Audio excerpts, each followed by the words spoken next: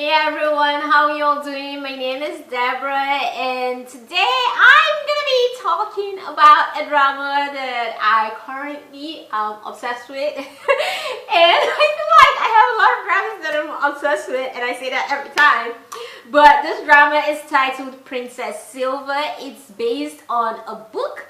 And without further ado, grab your teacups and come along with me on this journey as we discuss Princess Silver. Let's go.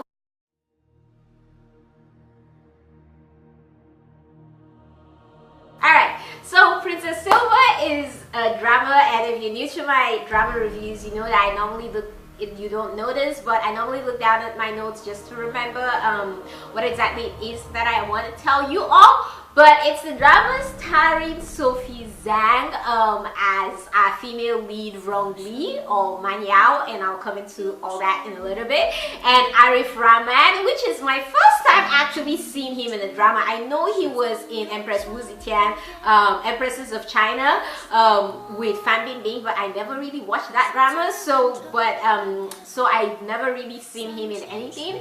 But he stars as a male lead titled Wu Yo, and also stars Jin Chao, whom I absolutely love. You may know him as the second lead in Here to Had, or you may know him from Rui's Royal Love in the Palace. And it also stars Liu Luo, who you should know. He plays the role of Renzi in this drama, and he starred in Heavy Sweetness, Ash Like Frost as our second male lead in that drama.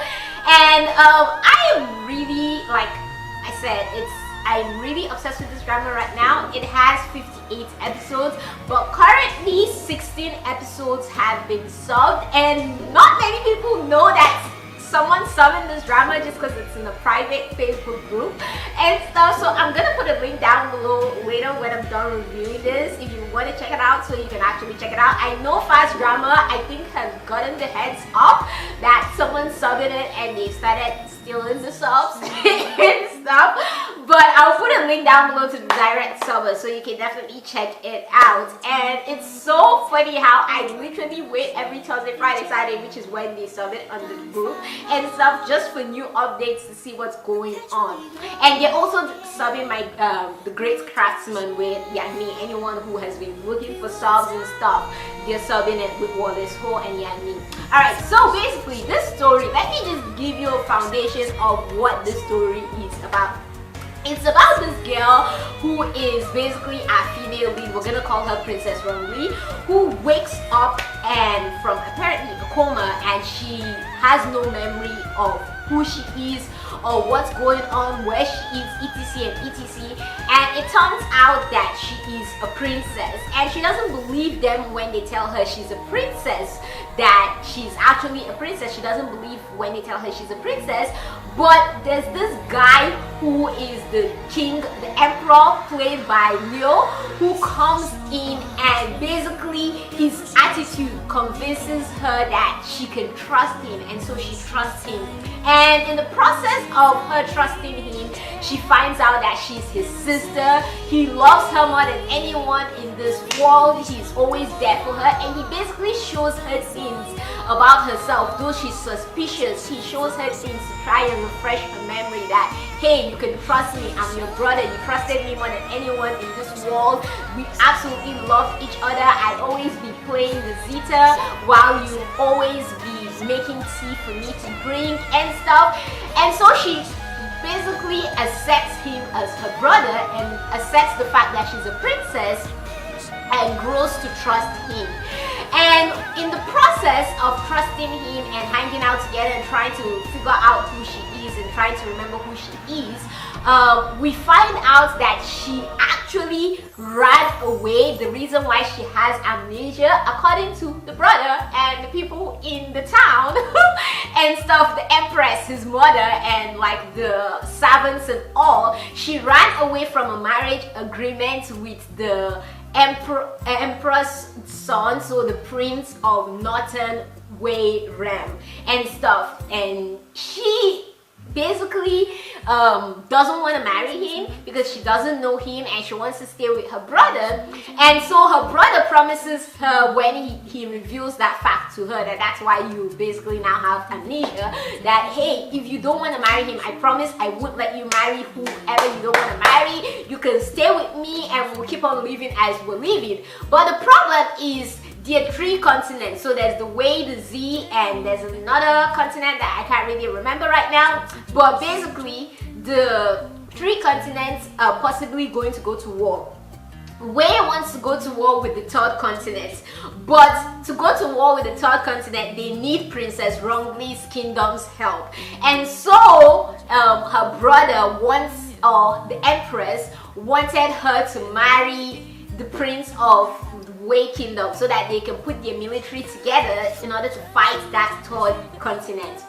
And so basically, the Empress comes to her and tells her all about how look here, there's a whole kingdom at stake because you're refusing to marry this prince, and my son, your brother won't let you marry this prince because you say you don't want to. But if you don't marry him, this whole kingdom is gonna be ruined. Are you willing to ruin this whole kingdom just because of your own selfishness? And so she brings her out and she shows her their military, which is a bunch of old people who are sick or disabled and things like that. And she says, look at all those people who are supposed to fight for us instead of actually staying at home knowing they're not feeling fine and recuperating, but they're all going to go to war if you don't agree to marry this kingdom and let us join our forces with that kingdom to become stronger so that the 3rd kingdom can't attack us.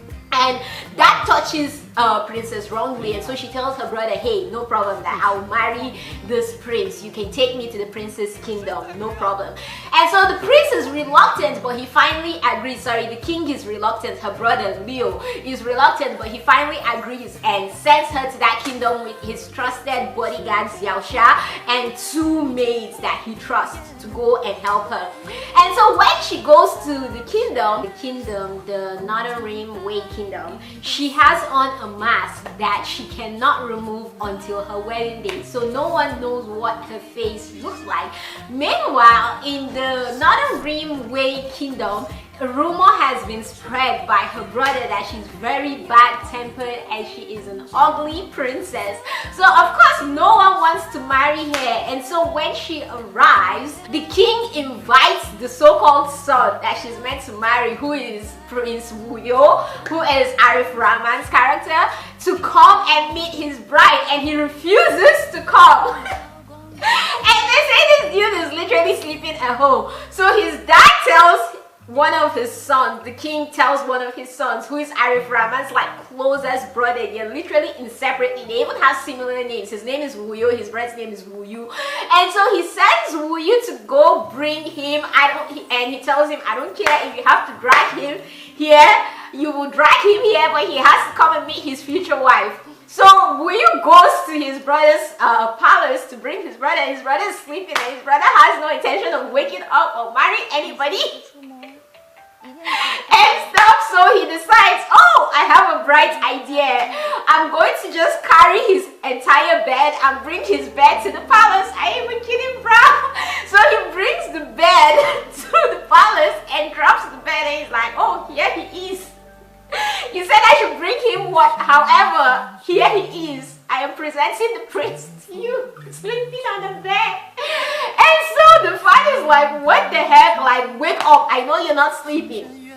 Tells Wuyo. And so Wuyo just stands up and he's literally modeling for us on the bed. And he's told like, hey, this is your wife. You have to marry her. And Wuyo's like, no, I ain't gonna marry her.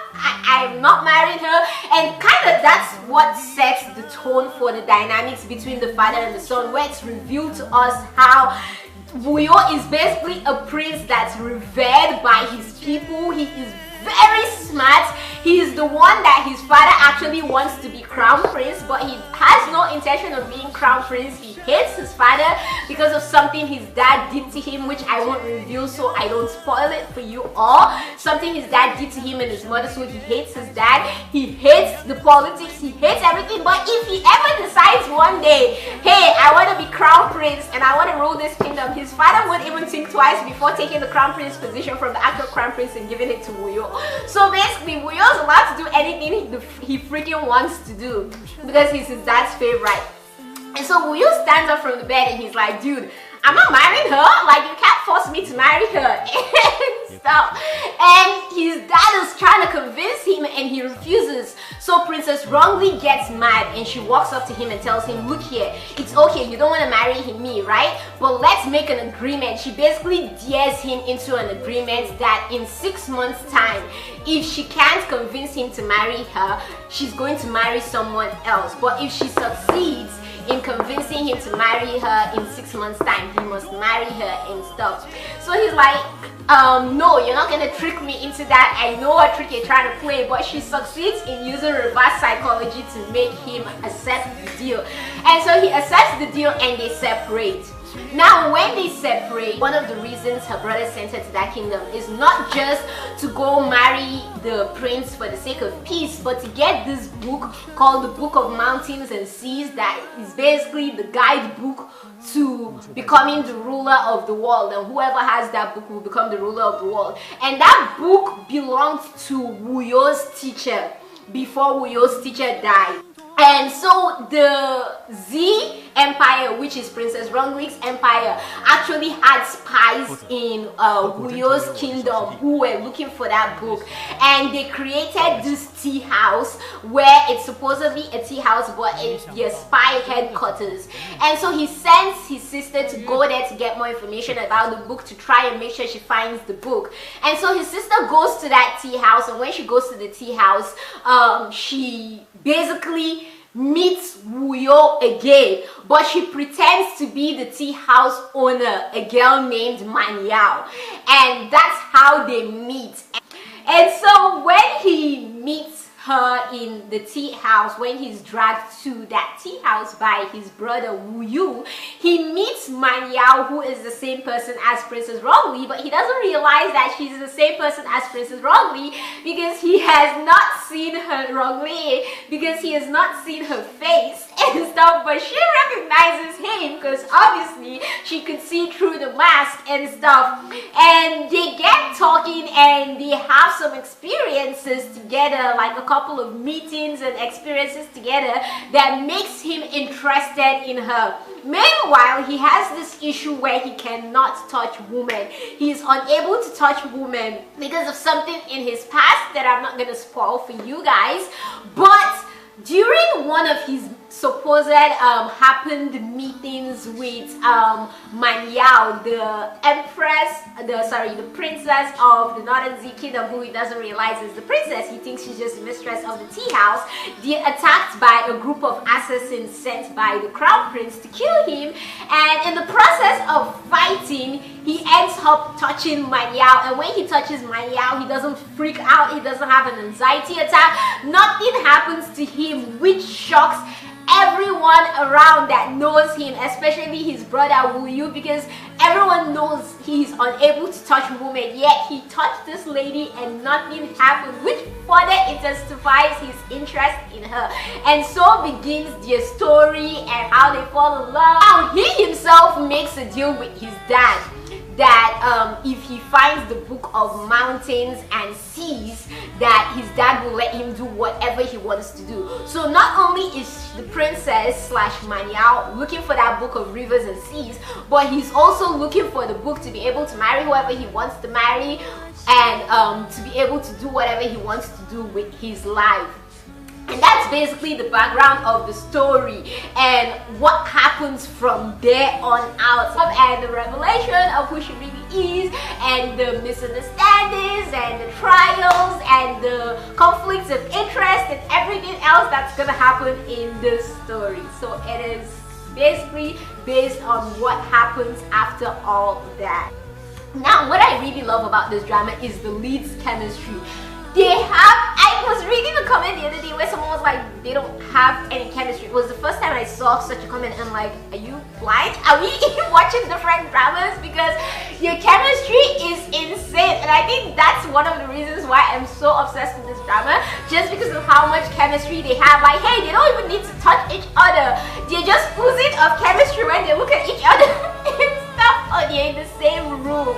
And so that's something I really like about this drama. And something else I love about this drama is how they're both equally smart. Like, I can't even decide who is smarter between him and her. They're both equally smart. So it's really nice when you see them picking at each other's minds and trying to outplay the other with their minds. And also, I really like that. I also love how our female lead is not dumb and stuff or one-track minded. She's someone who values loyalty. She's someone who actually knows martial arts, and hence she can fight and she can protect herself.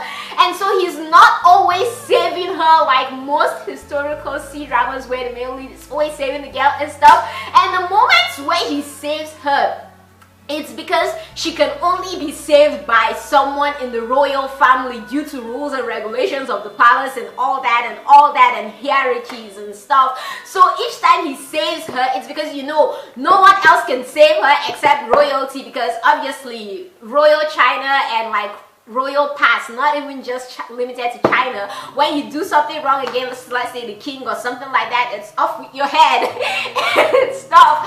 And so the times where he saves her, it's because, you know, he's the only one that can save her. And so you really do come to appreciate those moments and stuff. I really also love how you can never really fully guess what our male lead is planning and stuff, and you're not even sure when something happens. You're always second guessing, like, did this happen just because it's part of the story, or did this happen because our male lead schemed this into happening, and this is all a part of his plan, and he's planning this whole big scheme and stuff that's beyond what we're seeing and understanding right now. And it's just so nice just trying to figure out if it's part of his scheme and his manipulation, or if it's just happening for the sake of the story. That's something I really like about this drama. Something else I love about this drama is the sisterhood. Oh my gosh, I don't think I've ever seen a stronger sisterhood in terms of dramas like I've seen in this drama. Like, I was thinking about it as I was about to make this review. I'm like, is there even like bromance? There isn't really much bromance. Yeah, Wuyo is really close to his second brother, but his second brother is so useless and so annoying and always ruining things that I could care less for the bromance. The main thing that really like pulls and tugs at your heart is the sister mans. Like, these sisters or these girls, the girls in this drama, especially the girls that are loyal to the princess Wrongly, can die for her. They're her right or die. They can literally, and some literally, die for her. Like, that's how bad your badass your relationship is and great your relationship is. So I really like how they encourage each other. You see the girls like encourage each other. They're always there for each other. Like, the sister mans is on a different level, and that's what I really like about this drama. So if you're looking for sister mans and sisterhood, this is definitely the drama for you. Something else I love about this drama is how the female leads are not all fighting over one guy. Oh my gosh, which is basically what happens in most historical dramas, especially when there's like a palace team. I mean, I know it might probably come later where there will be a character that they will introduce as probably fighting the female lead over the male lead or something like that. But so far, I've watched 15 episodes and none of that has happened, and you have no idea how awesome that is and stuff, that I can watch in peace without hating this evil second female lead. Right now, we don't even have an evil female second lead. Can you imagine? Can you believe?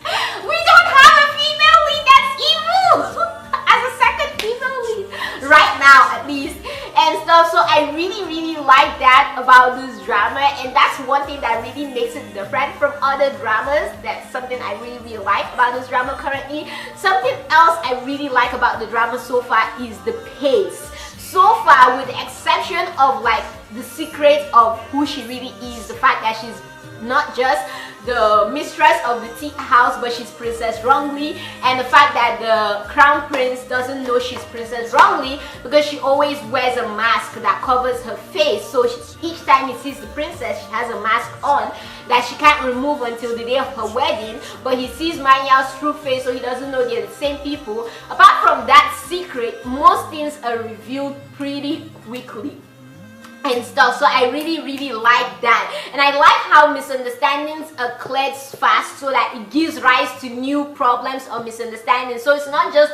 one particular problem or one particular misunderstanding that's dragged out for episodes and exhausted, but we always get something new that keeps the story moving and keeps the story going, kind of like detective dramas, how they always have a new story to go with and something like that. So I really like that about this drama, how there's always something new. It's not just all the same thing being dragged and elongated, which, like I said, might change later on, but so far I really like that about this drama.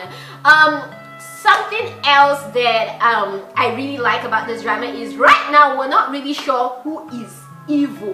Yeah, there are hints here and there, but then the hints are such that you know that no character is really clean cut, clear and peaceful and honest and good, except maybe our female lead and to an extent our male lead. But every other character has some sort of hidden motive, like there's an extra layer to that. Even her brother, who seems so amazing, there's more to his story. He's not just one great brother, there's another side to him that we haven't seen and we're beginning to be see signs of and revealed and stuff. So I really like that about this drama. I also like how there are many questions we have in terms of if she's really the princess of that kingdom, Princess Wrongly, if her brother is really her brother, what's the relationship between the empress and her brother, and is the empress of her kingdom actually truly the mother of her brother?